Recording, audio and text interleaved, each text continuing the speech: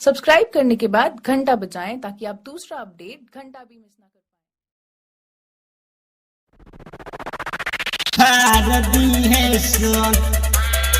पहाड़पुर के लइका लइका चोली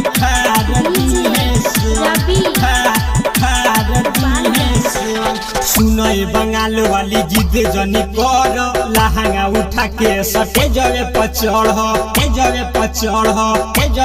चढ़ सुनय बंगाल वाली जिद जनी कर लहंगा उठा के सटे जगह पर चढ़ कर बुझलीला की लगा दी है सो की लगा दी है सन भई पहाड़पुर के लइका चोली फार दी है सन आज पहाड़पुर के लइका चोली फार दी है सन भई पहाड़पुर के लइका चोली फार दी है सन फार दी है सन भई पहाड़पुर के लइका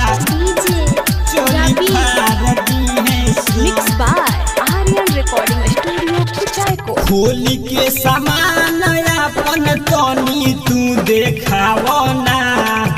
मंजित आरिफ के मन बहालावो ना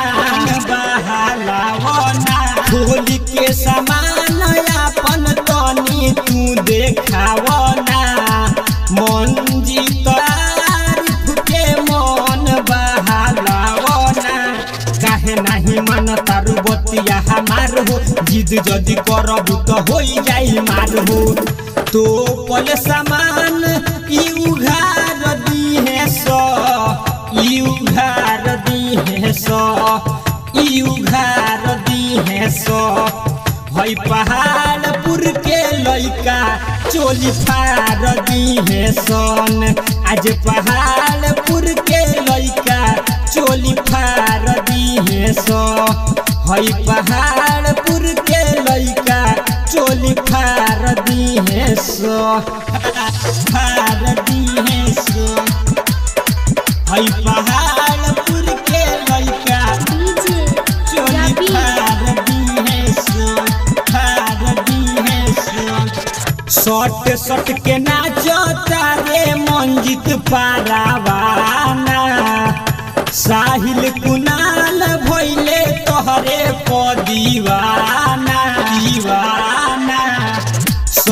सट के नाचो तारे मंजित पारावाना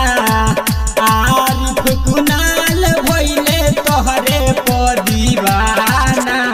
मंजित अंकुश के मानी लो कहानामा नहीं तो लुटाई जाई तोहरो खजानामा लहंगा उठा के मोहर मार दी है सो